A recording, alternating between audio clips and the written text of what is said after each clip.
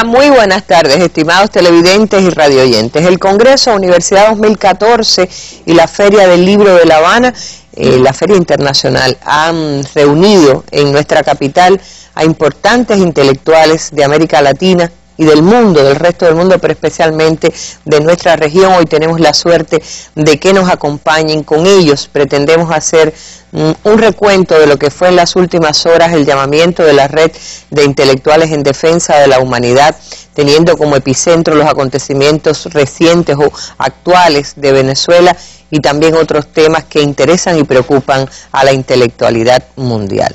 Les presento ya a nuestros invitados de hoy. Frei Beto, teólogo, escritor, periodista, muy conocido por la teleaudiencia y la audiencia cubana. Gracias, Frei Beto, por estar con nosotros. Estela Caloni, igualmente conocida, periodista, escritora, Premio Internacional de Periodismo José Martí, entre otros, autora de libros que se presentan en la Feria de La Habana. También Raúl Pérez Torres, es escritor ecuatoriano, Premio Casa de las Américas de 1980, presidente de la Casa de la Cultura Ecuatoriana, que es una suerte de Ministerio de la Cultura en el Ecuador. Y también está con nosotros Omar González Jiménez, poeta, ensayista. Hoy coordina la Red de Intelectuales en Cuba, la Red de Intelectuales en Defensa de la Humanidad. Con ellos, reitero, pretendemos acercarnos a los acontecimientos que hoy estremecen a una hermana nación, en este caso Venezuela, pero que tienen mucho que ver con la propia realidad de nuestro subcontinente. Les invitamos a acompañarnos en nuestra mesa redonda, por favor.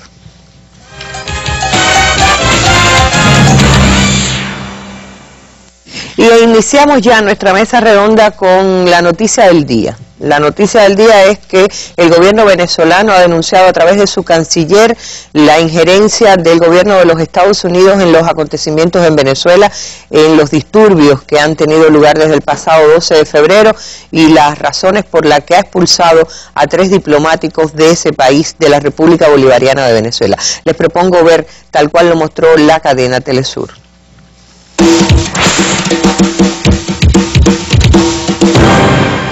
El canciller Elías Jagua reiteró el rechazo de su gobierno ante las amenazas del gobierno de Estados Unidos. Jagua convocó a los embajadores de la Comunidad de Estados Latinoamericanos y Caribeños a discutir esta situación.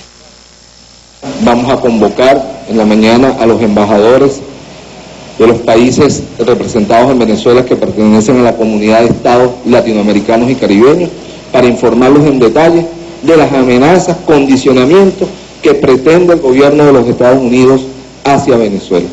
Nosotros, como lo expresó el presidente Nicolás Maduro, esta República Bolivariana de Venezuela independiente no acepta amenazas, chantajes ni condicionamiento de fuerza alguna en el mundo.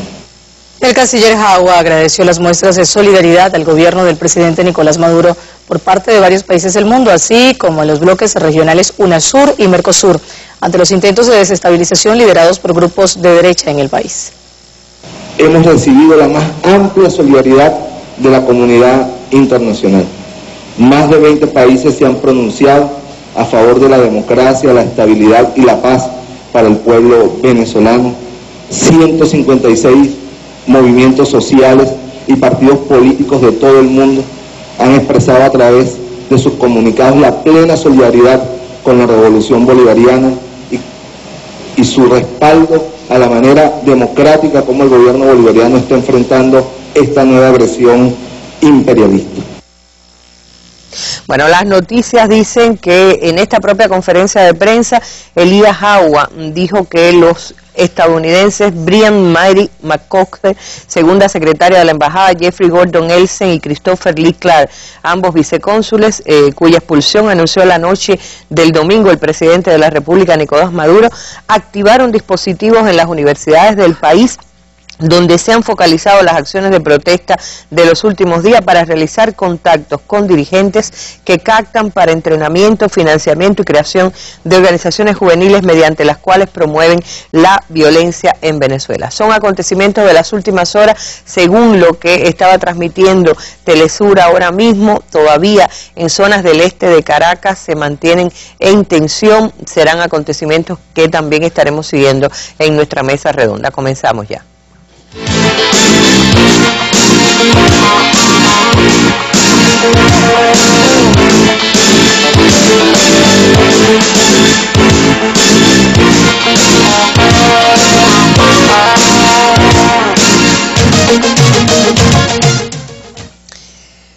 Y comenzamos nuestra mesa redonda con Omar González, porque en su carácter de coordinador de la red desde Cuba, de la red de intelectuales en defensa de la humanidad, estuvo en la reunión que el sábado fue convocada a partir también de un llamamiento, de una convocatoria de Carmen Borges, la destacadísima intelectual venezolana. Omar. Sí, nos reunimos, estaban allí Fray Beto, Raúl Pérez estaba también allí, estaba Abel, Luciano Basapolo, estaba Tilio Borón. Hubo decenas de amigos y compañeros que coincidían aquí en La Habana en ocasión de la Feria Internacional del Libro. Estela no había llegado aún. Vamos a hacer un segundo encuentro para los que han llegado después, Belén Gopey, toda una serie de amigos que se han ido incorporando. Pues la feria se sabe que transcurre durante toda esta decena, ¿no? Y entonces allí se leyó especialmente el comunicado que surgió en Venezuela, en la red en Venezuela y en la Coordinadora Internacional de la Red, y que Carmen Borges envió a diferentes intelectuales de todas partes del mundo, y que ha tenido una acogida muy positiva. Ya son centenares de adherentes, ¿no?, en todo el mundo. Ese es un comunicado contra la violencia fascista en Venezuela. Surge en el contexto mismo en que se están produciendo los hechos 12-13 de febrero, y después y tiene la característica de que ve el tema más allá de ese momento, porque lo ve también en un contexto que es realmente el que responde, en un contexto de Latinoamérica, una embestida de las fuerzas más reaccionarias, más oscuras, un neofascismo que indiscutiblemente quiere volver a instaurar esa noche oscura que se vivió sobre todo en el cono sur latinoamericano. Allí se suscitaron muchas intervenciones de todos los asistentes, prácticamente había hasta saharaui, había personas de Azerbaiyán, había argentinos, ecuatorianos, una amplísima delegación ecuatoriana la que está participando, además de Raúl Pérez Torres, estaba Regato, José Regato, estaba Jaime Galarza, Antonio Preciado, que es un importante poeta ecuatoriano, y se creó un clima muy positivo, pienso yo, y se acordó continuar con la solidaridad con Venezuela, llevarlo también a cada uno de los países ahí representados, generar un movimiento en los medios alternativos sobre todo, o en todos los medios al alcance de los que estábamos allí, recitales, conciertos, todo lo que pueda hacer en defensa de Venezuela y de la revolución bolivariana. Se leyó además un mensaje que acababa de enviar la propia Carmen Borges y también un mensaje de Juan Carlos Lozada, que es el presidente del Centro Nacional del Cine y del Audiovisual en Venezuela, un cineasta, se conoce todo el mundo, el auge que está teniendo en estos momentos Venezuela, que acaba de obtener el premio en el Festival de San Sebastián, el Goya, a la película no española más importante, con 2 filmes realmente muy interesantes, y es parte, incluso es algo que Venezuela no conseguía hacer. Hacía muchísimos años. Tener una presencia tan fuerte en el campo del cine en el mundo, porque también en Berlín se seleccionaron películas venezolanas, también aquí en el Festival de La Habana, en Mar del Plata hubo películas venezolanas. Es decir, hay un momento de reconocimiento del cine venezolano que está produciendo como nunca antes, porque hay en Venezuela un fermento, ¿verdad?, de la creación artística y literaria que ha propiciado mucho, que ha favorecido mucho la revolución bolivariana. Se sabe la creación, por ejemplo, de la vía del cine, una industria que se ha empleado solamente en el campo del cine, en el campo de la literatura, con el premio Libertador, por ejemplo, que que Fray Beto lo obtuvo, igual que Retamar, igual que Silvio Rodríguez, que son premios de alcance continental, de alcance mundial, y se ha creado ese fermento. Y la intelectualidad venezolana ha estado siempre al lado en este momento, al lado de su gobierno, y pidiendo lo que hace falta en Venezuela, el gran llamado que se ha hecho a la paz, a vivir en paz, a vivir en concordia, a reducir los niveles de violencia que históricamente han sido altos en Venezuela, y ese es el trabajo mayor que se está haciendo en este momento, además de todos los programas sociales que son bien conocidos en nuestro país. Pero en el momento que precisamente se está luchando por alcanzar la paz, por vivir en armonía y por construir un país mucho mejor, más equitativo, surgen estos brotes de violencia que tienen una conexión internacional, como bien se ha dicho, indudable, que parten de Washington, pero que todos los lacayos y todas las bases de operaciones que tienen en América del Sur, en países muy cercanos de Venezuela, han sido denunciados ahora, con figuras que son verdaderamente anacrónicas en el campo de la política y que resurgen relacionadas precisamente a esta nostalgia, digamos, a esta evocación de la represión más brutal y a estas remembranzas terribles de estas noches oscuras que vivió América. Y aquí se discutió eso, también se discutieron otros temas, por supuesto, se abordaron otros temas que son prioridades de la red. La red es una herramienta que existe para algo concreto, no es una herramienta de diletantes, existe para movilizarse, por ejemplo, en el caso de los desmanes de Chevron Texaco en Ecuador, cuando las elecciones de Honduras se pronunció en el caso de Venezuela varias veces, en el caso de Brasil, en el caso de la Argentina, porque como bien decíamos, esto es un momento que rebasa. El foco está, el vórtice está en Venezuela, pero va mucho más allá, porque lo que se trata es de desmontar de un modo y anular el auge que han tenido y que están teniendo las fuerzas progresistas en nuestra región. Ahí se habló de los 5, se habló del bloqueo, de luchar contra el bloqueo. La red se ocupa mucho del tema de las bases militares, de los 10 ejes temáticos en que se estructura la red, que se recordará que surgió aquí en La Habana. Fue una idea que el compañero Fidel desde el principio acogió, y me acuerdo cuando se produjo el encuentro de intelectuales cubanos y mexicanos aquí en el Palacio de Convenciones, y después Pablo González Casanova en aquel llamado a la conciencia del mundo. Y al año 2003, que fue también un momento decisivo en defensa de la Revolución Cubana. Justamente cómo se contextualiza, ¿verdad?, el surgimiento de la red y cómo hay que contextualizar esta revitalización imprescindible de la red. Pablo González Casanova hablando en el acto del 1 de mayo en la Plaza de la Revolución.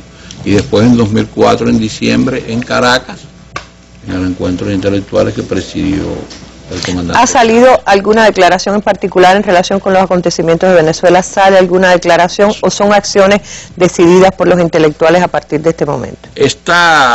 La red está tratando de ir más allá de los intelectuales, digamos, incorporando científicos, luchadores sociales que ya forman parte de ella, y está enfatizando mucho en ese campo, ¿no?, de ampliar, ir a las bases campesinas, a las bases obreras.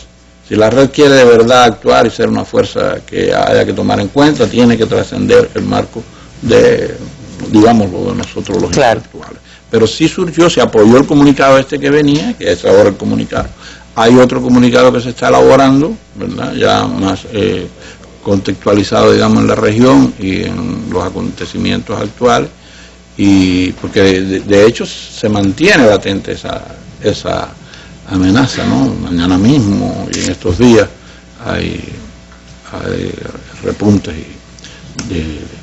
de volver crear focos de conspiración, ¿no? Así mismo.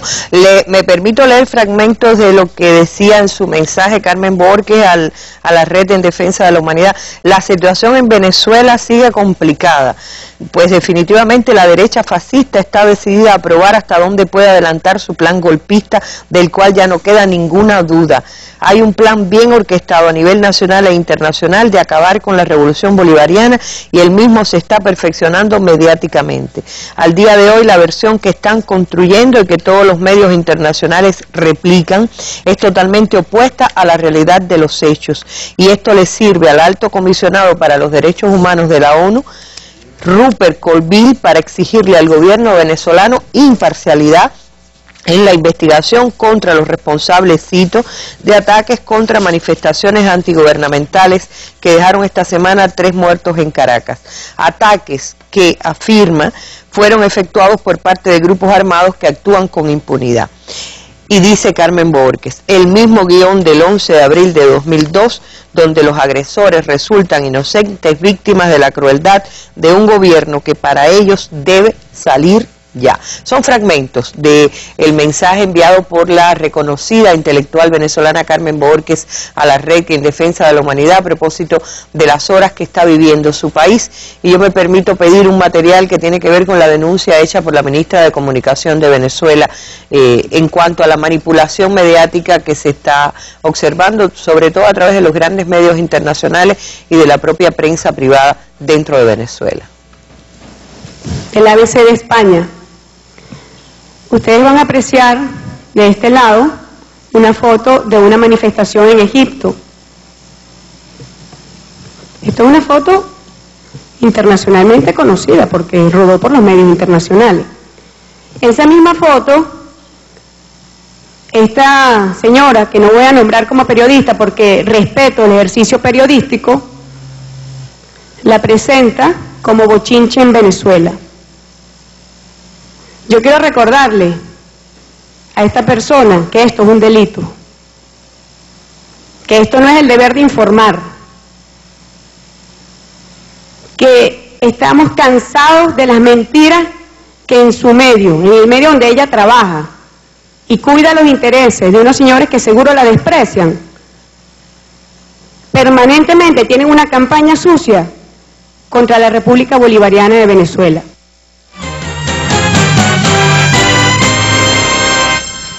Y en este mensaje que envió a sus colegas de la Red en Defensa de la Humanidad, Carmen Borges sigue diciendo, ya basta de mentiras, ya basta de la suplantación de la realidad por historias mediáticas, ya basta de engañar al mundo con versiones diseñadas de acuerdo a los intereses del imperio, ya basta de ONGs al servicio de los más oscuros intereses del imperio.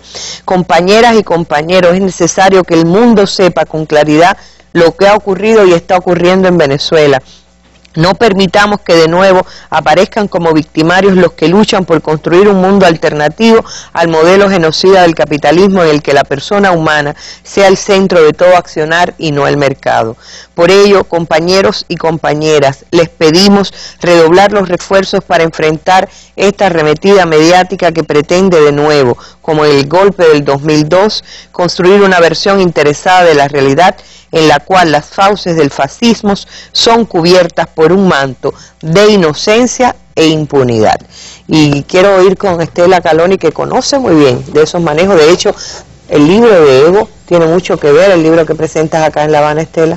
Sí, sí, y cuantos has dicho antes, Operación Cóndor, todo tiene que ver un poquito con el modo en que ciertos conglomerados mediáticos han servido a los peores intereses. Sí, en el caso de Venezuela, digamos que por eso hablamos de un golpe eterno, porque desde el momento que Chávez hizo esa insurrección, porque fue una insurrección cívico-militar, le ocultaron el manifiesto de Chávez, es decir, en ningún lugar salió el manifiesto de Chávez, que era un manifiesto revolucionario, se parecía bastante a algo que dijo Torrijos cuando también tomó el gobierno en ese momento. Bueno, se ocultó todo, pero se siguió ocultando después, por ejemplo, cuando ya vieron que llegaba al gobierno y como decía Chávez, en 1998 hasta me pusieron fotos, decía el hermoso niño Chávez, dice, querían conquistarme por los halagos. Dice Chávez, entonces yo les mandé una carta diciéndole, nunca fue bonito. Entonces ya estamos empezando a mentir. Entonces, pero esto lo cuento como una anécdota. Pero lo cierto es que nosotros tenemos que evaluar que la información hoy es un arma de guerra. Simplemente es parte del guión de la guerra. Es una parte importantísima, pero siempre lo fue. Es decir, creo que lo que perdimos nosotros fue mucho la continuidad de lo que fue. Si uno lee la época de Reagan, si uno lee la invasión a Guatemala, si uno va al asesinato de Jorge Eliezer Gaitán un año después de crear la CIA, siempre fue eso, la mentira. Siempre armaron desde el Maine. Aquí hemos tenido la misma situación. Sí, Cuba inauguró la guerra mediática. La guerra mediática. Entonces, lo que yo pensaba, sí, lo que se está transmitiendo hacia afuera en este momento, y me hace acordar mucho a lo de Yugoslavia, cuando mostraban ese campo de concentración serbio, que era un campo de refugiados, que le habían agregado una caseta de Auschwitz, se la habían agregado ahí como si fuera lo mismo. Entonces, esto ha sido una guerra constante que se ha agigantado con las nuevas tecnologías, con las posibilidades, con el manejo de todos los medios que hay. Pero preocupante era, mira, también el 14 de abril, si nosotros registramos la historia del golpismo en Venezuela, el 2001, pero el golpe petrolero, pero el golpe patronal, el Altamira, la Guarimba, es decir, el golpismo, como dicen en Venezuela, el golpe eterno, está permanentemente, lo intentan. Creo que fue importante también el ensayo que hicieron el 14 de abril en la noche, que se parece bastante a esto. Ese ensayo de salir, quemar, que atacaron los centros de salud de Cuba, que bueno, fue terrible aquel momento también esa noche, donde hubo momentos de gran tensión, se dominó. Pero yo creo que ahora también se cobraron el tema de CELAC, porque la propaganda contra la reunión de CELAC fue una de las más importantes que se han dado en los últimos tiempos, y para que no se hiciera en Cuba. Hicieron todo lo que pudieron, inclusive silenciaron porque hay hasta periódicos que son más cercanos a nosotros, que a veces tienen como miedo de quedar pegados a la idea de que no son objetivos o lo que sea. Entonces hay una ambigüedad en la información que es tan peligrosa como todo lo otro, porque los que podían defender son ambiguos, quedan dudas en una población totalmente desinformada. Porque los que atacan no son para nada ambiguos. Los que atacan no son clarísimos, como el señor que salió a decir, nosotros vamos a quedarnos en la calle hasta derrocar a Chávez. Es un golpe de Estado, declaración de golpe de Estado, así como una declaración de guerra. Esta es una declaración concreta de golpe de Estado. Salimos a derrocar a Chávez. Y bueno, yo creo que es también una prueba, Estela, de que no han podido por la vía democrática. No han podido por la vía democrática. Incluso en la Constitución venezolana tiene el referendo revocatorio, se decía que iban a apelar a él. Evidentemente no cuentan con el respaldo para hacerlo. No cuentan con el respaldo, pero también se encontraron con muchas noticias en contra, sobre todo el tema de la CELAC fue muy fuerte. Ellos pensaban que iban a lograr con la Alianza del Pacífico que la CELAC se rompiera o se debilitara. No lo lograron. Las propagandas de los días siguientes, las cosas que salieron sobre el tema de CELAC fueron infames realmente. Lo que pasa es que la dinámica de los acontecimientos hace que uno no pueda estar al día en todo. Salvo los que estamos metidos ya, la información... Muchos llaman la atención de que, sí, por ejemplo, una declaración tan importante como declarar a América como zona de paz y evitar, o decir, oponerse a que haya armas nucleares en la región, a que haya movimientos militares en la región, es lo que... Y esa fue una de las declaraciones más fuertes, porque digo yo, al proponer zona de paz tenés que eliminar las bases militares de la región que están asfixiando a la región. Tenés que eliminar los adherentes de las bases militares que son las ONGs.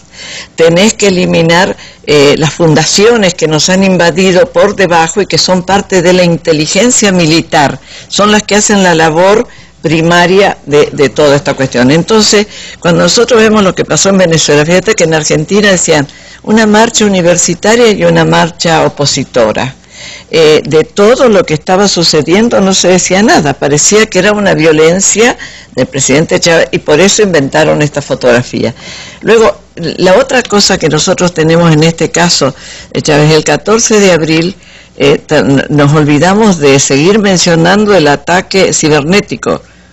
Ha habido, en las últimas horas también se denunció por el ministro de Comunicación y por el ministerio correspondiente, se denunciaba de más de 60 ataques, 69, ¿no? Ataques cibernéticos. Eso fue, después de las elecciones, el hecho de que atacaran al Ministerio Público, de que atacaran al Tribunal Electoral, esto fue muy grave. Yo creo que a veces no tomamos que esto, quizás la red de intelectuales por la humanidad pueda ayudar, favorecer muchísimo, a hacer reflexionar a los mismos gobiernos de UNASUR, de Mercosur y todo, que frente a estas cosas hay que actuar, no puede haber el silencio. Ay, pasó esto en Venezuela, no es un hecho cualquiera. Un ataque cibernético en un país es un acto de guerra. Una situación como esta de ahora son acciones de guerra de baja intensidad, lo que quieras llamarle, o muchas veces también a la vieja contrainsurgencia que se renueva muy poco, porque están haciendo lo mismo los desabastecimientos como en la época de Allende. Es decir, yo creo que nos falta un poquito de imaginación para la respuesta. Damos las respuestas muy lentamente y muy atrasadas, porque estamos viendo venir esto desde el 14 de abril, ya sabíamos, desde el 11 de abril, desde el 2011, cuando el presidente Chávez habla de su enfermedad.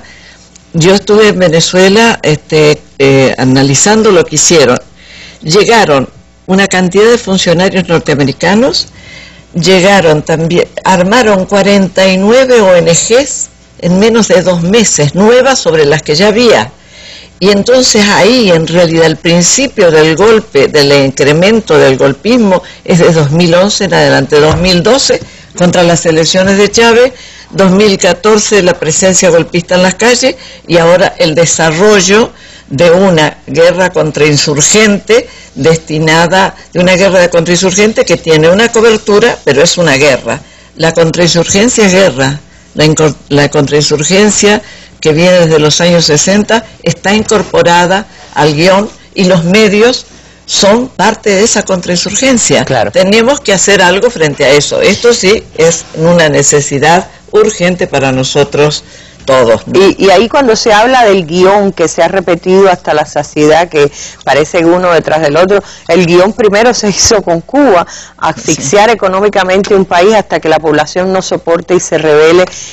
No pudieron con Cuba, pero lo han seguido ensayando. En el caso de Venezuela, la economía ha sido el primer objetivo de ataque, el sabotaje permanente. El sabotaje. Y cuando alguien se pregunte o tenga dudas, averigüen cifras millonarias como con Cuba, más de 15 millones de dólares se han sembrado también contra en la oposición para fomentar estos disturbios que hoy algunos no se explicarían. Una sola cosita, desde el 2002 al 2012 son 200 millones de dólares entregados para esta cosa, más las otras sumas que se van imponiendo por la ANED o por otras fundaciones que están actuando en la región. Así que no importa que el gobierno de Estados Unidos, como ha hecho en las últimas horas el Departamento de Estado, niegue su vinculación con los acontecimientos, la realidad es mucho más terca y lo está probando hace tiempo. Gracias, Estela.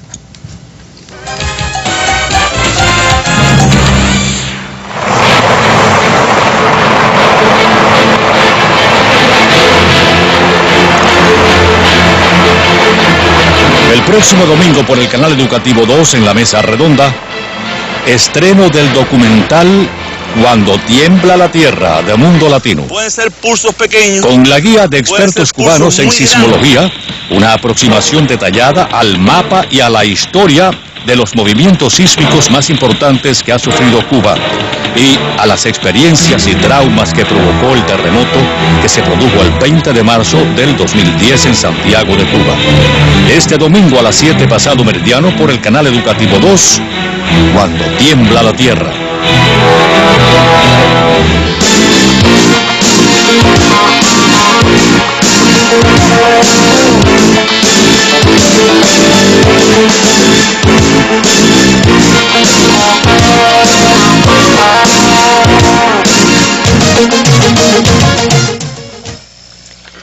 Y en las últimas horas realmente no se ha aplacado la acción de la ultraderecha. Personajes como Leopoldo López, que parece ser la figura clave, así como lo antes fueron otros, o María Corina Machado, quien a través de CNN hizo convocatorias a los levantamientos. El propio Leopoldo López decía que hasta que no se vaya el gobierno estarán en las calles haciendo este tipo de actividades violentas.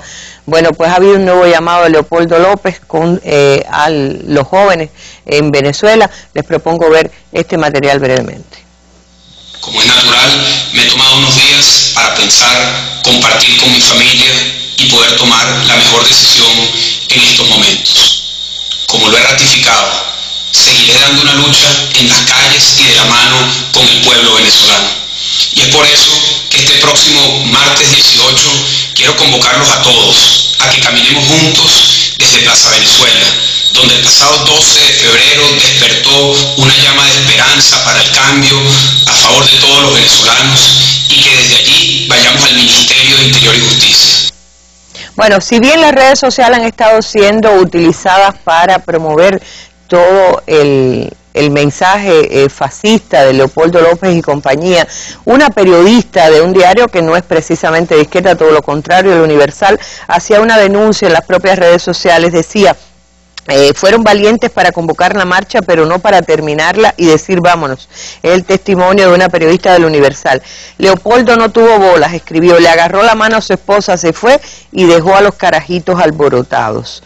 Dice, los que desataron este miércoles actos de violencia, esto está escrito el día 13 en Caracas, en las inmediaciones del Parque Carabobo en Caracas. Lo describió Alicia de la Rosa, periodista del diario conservador El Universal, a través de una red social. La periodista, que fue testigo de la violencia desatada en el Parque Carabobo, que dejó como saldo 2 personas fallecidas y 23 heridos, criticó cómo los miembros de la derecha fueron valientes para convocar la marcha y dar declaraciones a las televisoras para llenarse de elogios en la sede de la Fiscalía General de la República, sin asumir la responsabilidad de conminar a las personas que se encontraban allí a retirarse pacíficamente. ¿Por qué uno de esos políticos, Leopoldo López, escribe ella, no tuvo bolas para agarrar un megáfono y decirle a los muchachos, ya culminó la marcha, vámonos, cumplimos parte de los objetivos? No, señores, el político, al ver que un grupo de estudiantes corrió hacia la hollada, le agarró la mano a su esposa y se fue y dejó a los carajitos alborotados. Así no se hace liderazgo, escribió la periodista. Es parte de algunos que dentro de los medios de la derecha se han sentido compulsados a hacer la denuncia de lo que están viviendo. Ya ven ustedes Leopoldo López, que está siendo denunciado como cabecilla de los actos de violencia, está escondido, quién sabe dónde, y haciendo la transmisión de estas convocatorias a nuevos actos de violencia. Es lo que se está viendo en estas horas que comentábamos ahora mismo. Yo decía, Omar, Raúl, que entre los que se sumaron a la red en la reunión de este sábado había varios representantes de Ecuador, en particular los grupos Manos Sucias, que vienen denunciando la acción que ha promovido Chevron contra Ecuador, porque uno cuando lee las noticias sabe que Chevron ensució Ecuador y Chevron denuncia Ecuador. Es decir, la realidad, como decía Estela, no es solo en Venezuela. En todo caso, es la punta del iceberg de una agresividad que viene contra toda nuestra América. Sí, yo estoy de acuerdo con eso, y cuando conversamos con Omar González, con Frei Beto, ese sábado, decíamos también que había la necesidad de democratizar un poco la red de intelectuales, es decir, sacar ese nombre de intelectuales, ir a otras partes, como decía, a alimentar otras situaciones y circunstancias, pero especialmente tener mucho cuidado con lo que está sucediendo con la juventud, y no solamente en Venezuela, sino en Ecuador y en muchas partes. Es decir, que está manipulada, que está tergiversada su pensamiento, y que hay que tener mucho cuidado con eso. Por eso el alcance de la red de intelectuales tiene que ser muchísimo más directo, mucho más profundo y mucho más amplio, ¿no? Parece que los fascistas tienen un poco de miedo a la paz. Hace pocos días la CELAC decidió que este sería una región de paz, que este sería un continente de paz, y frente a eso, bueno, ya no ha faltado absolutamente nada para ver, para aumentar aquellos intentos desestabilizadores, ¿no es cierto? Esa guerra mediática de la cual hablamos y que creo que cada día va creciendo mucho más. Pero recuerdo unas palabras muy importantes, me parece, de Cortázar en relación a la literatura. Él decía en los años 60, decía, parece que estamos viviendo un siglo de oro de la literatura, independiente de cuánto dure. Yo creo que estamos viviendo un siglo de oro de la ideología, estamos viviendo un siglo de oro de las buenas causas para nuestras patrias, y eso se ve por ese miedo que también se ve latente en lo que están haciendo los fascistas, esas presiones de la hegemonía imperial, esos intentos desestabilizadores. Creo que no son por nada, ¿no? Tienen una contraparte, que es la visualización de la paz, que es la visualización de la política en nuestro continente. Yo creo que cada vez participa más el pueblo en sus decisiones, y esto también les preocupa muchísimo. Entonces creo que ese concepto de la región de paz es la que hay que seguirle analizando. Desde luego, como dice en Venezuela, no aceptaremos amenazas de nadie, pero para ello tenemos que ir profundizando por las causas populares, con la juventud especialmente, con los estudiantes, con los campesinos y con todas aquellas personas que quizá todavía no están participando de un mundo que, como decimos nosotros, ¿no?, el mundo de las buenas causas, como lo ha planteado Rafael Correa, que fue el presidente que dijo basta en el Ecuador, que ha trabajado de una manera exhaustiva dentro de la política ecuatoriana, de las causas sociales, pero que también ha diseñado esta necesidad de que el mundo conozca lo de Chevron, conozca lo que pasa con esa mano sucia de Chevron, más de 20 años de una lucha de resistencia y reivindicación de los indígenas, de los campesinos, 30.000 afectados por el petróleo, por ese trabajo sucio de Chevron, de Texaco, y luego una situación, un medio litigante, donde los campesinos desde luego no tienen el dinero para litigar, que lleva mucho tiempo. Y quisiera leer una partecita de los abogados de la petrolera, ¿no? Los abogados de la petrolera muy claros en el sentido de que tienen el dinero del mundo para litigar. Dice: litigaremos hasta que el infierno se congele y sobre el hielo seguiremos litigando. Esas fueron las palabras de los abogados de Chevron, ¿no? Pero nosotros tenemos otras armas, y esas armas básicamente tienen que ver con la verdad, y tienen que ver también con esa posibilidad mediática de enseñar al mundo qué es lo que estamos haciendo y qué es lo que estamos pensando.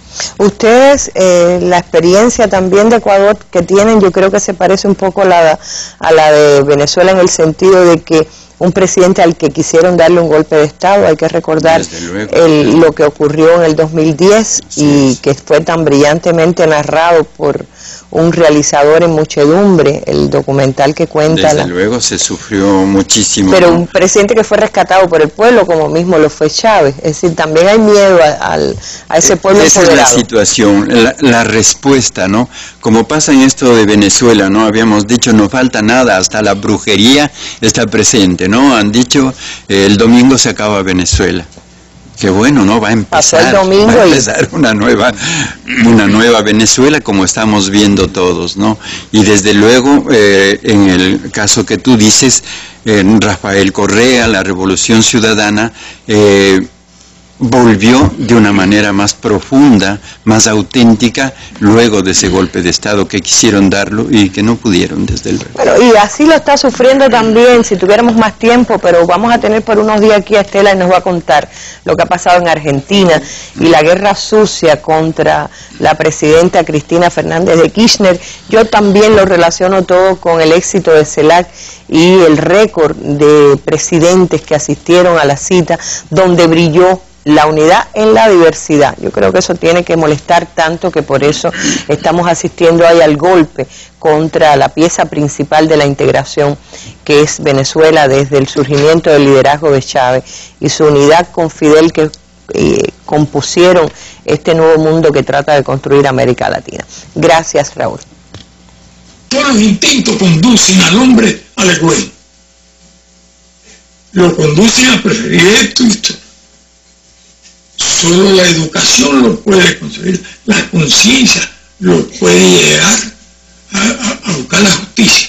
Pero una justicia que parta de la fórmula socialista es perfectamente posible y teóricamente la única aceptable. O regresa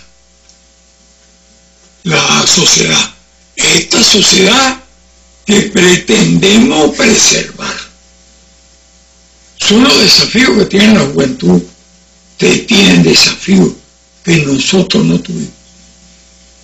Y creo que ustedes deben ser abanderados de esas aspiraciones. Ustedes no van a ser nosotros, ni van a ser siquiera lo que son, no son tan jóvenes como ustedes. Ustedes son los que pueden defender esa fórmula. Bueno, que ya pertenecen a las masas. Lo que estamos hablando de Chile son las masas reclamando. A mí me impresiona porque nunca vi nada parecido a lo de Chile. Educando, predicando ideas.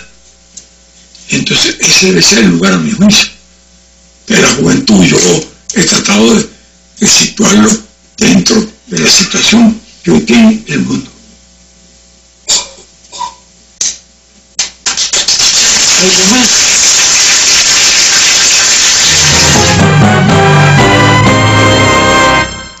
Estamos recordando que hace 2 años, en un encuentro con intelectuales reunidos también por la Feria del Libro en La Habana, el líder de la Revolución Cubana, Fidel Castro, reunido con estos intelectuales, comentaba el lugar y papel de la juventud en esta época. A propósito de las movilizaciones estudiantiles de Chile, que produjeron también importantes cambios, trajeron importantes cambios para ese país. Pero tenemos el privilegio de que nos acompañe hoy alguien que ha pasado 2 horas de las horas más recientes al lado del líder de la Revolución Cubana conversando con él. Hablo de Frei Betto, una larga conversación según hemos tenido noticia por Cuba Debate, y además alguien que en el evento Universidad 2014 tuve el privilegio de asistir a su conferencia, a su charla magistral. Habló mucho de la juventud, en particular habló de Cuba y de que el riesgo principal no estaba afuera sino dentro, lo que estimulamos y lo que armamos como parte de la educación popular en las nuevas generaciones, que tiene mucho que ver también cuando vemos que trata de utilizarse a la juventud, en el caso de Venezuela, para lanzarla contra su propio futuro. Dejo a Frei Betto para que cierre nuestra mesa redonda, nos cuente un poquitico de su charla con Fidel y nos diga también por qué esa profunda preocupación por la juventud y lo que está dentro y lo que está afuera haciéndonos daño. Bueno, Arlene, yo estuve aquí toda una semana muy intensa, y tuve o honor de participar como conferencista en el evento Universidad 2014, por invitación del ministro de Enseñanza Superior, Rodolfo Alarcón, y después tuve también la oportunidad de estar 3 horas con la dirección de la FEU, y fue una conversación muy interesante, muy intensa. 3 horas também com a gente da Associação de Pedagogos de Cuba. Estuve aí na reunião da Rede Defensa da Humanidade, em que, como dijo Raúl, quizá há que ampliar um pouco isso de intelectuais para sindicales, estudiantes, amas de casa, enfim, uma rede em defesa da humanidade para toda a gente. E todo esse processo culminou com a conversação com o comandante Fidel ayer. A gente em la calle me pergunta, e que falou com Fidel? Dijo, eu fui a pedir o teléfono de seu pediatra, porque tem na cabeça cada vez mais fresca, entusiasmo juvenil e impressionante. Me quedei impressionante com o vigor que tem o comandante. Então, hablamos desse tema que se apresentou aí, é o problema da educação política, que foi o tema que eu abordado en el Palacio de las Convenciones para la gente de las universidades. Porque nosotros sabemos que son las motivaciones subjetivas que hace una persona ser altruista, solidaria, idealista. Pero vivimos em um mundo hegemonizado por el capitalismo neoliberal, egoísta, hedonista, consumista. E mesmo Cuba, que é um país socialista, não está imune a estas influências. Sobretudo a hora que Cuba passa por cambios significativos, há que estar atento para não estar vulnerável às malas influências deste neoliberalismo. E então hicimos uma análise, por que há tantas manifestações juveniles hoje no mundo? E de um lado, porque os jovens estão insatisfeitos com este consumismo. Incluso muitos buscam sua felicidade nas drogas. É como se eles tivessem uma intuição que a felicidade está dentro, não está fora. Só que não sabem, nadie ha educado eles para ser altruístas, solidários, revolucionários, então vão às drogas. Mas nós outros não podemos viver sem sonhos. E se não há sonhos concretos, políticos, revolucionários, solidários, espirituais, a gente vai aos sonhos químicos. O que não dá é para viver sem sonhos. E outro fator dessas manifestações juveniles é que a gente sabe o que não quer, mas não tem claridade de que quer. Por exemplo, em Brasil há muitas protestas, mas não há propostas. A gente está insatisfeita com algumas coisas, mas não tem uma proposta. E em todas essas manifestações, em toda parte, e o caso da Venezuela agora é o mais grave, a polícia, a CIA, os Estados Unidos se metem. Para quê? Para provocar a violência, porque na cabeça dos jovens são manifestações pacíficas. Pero se mete aí essa gente infiltrada, pagada, para provocar violência de modo a criar um conflito de desestabilização. E aí tem que estar atento, e sobretudo como você ha dito ao início, e como subrayou também Estela, para não se deixar iludir, enganar por essas notícias que saem. Hablamos muito. Fidel discorreu largamente sobre o fracasso de Moncada. Sua atuação, eu não tinha ideia, não me recordava desse detalhe, que ele estava com muitas armas e todavia manejava o coche, que estuvo aí um acidente e tudo. E eu disse a ele que há uma senhora que está sempre cerca de Fidel, pero felizmente ele tem ódio, que se chama a morte. É um milagro por tudo que passou. Então ele começou a ensinar toda a luta que começou em Santo Domingo, como atravessado Haiti para entrar aí, que havia passado, depois a coisa de Moncada, Baiamo, Serra Maestra. E o que queria dizer isso? Não era somente uma recordação de sua história personal, era muito mais. Era a recordação de uma geração de gente generosa, altruísta, solidária, que queria cambiar o mundo. Não queria cambiar somente a roupa, o peio, sabe, a maquiagem, a tatuagem. Não, queria cambiar o mundo, queria cambiar um país, queria...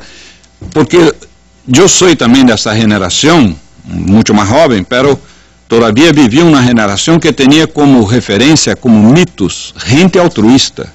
Em meu caso, Jesus, São Francisco de Assis, mas também o Che, Fidel, Mandela, Luther King, Gandhi.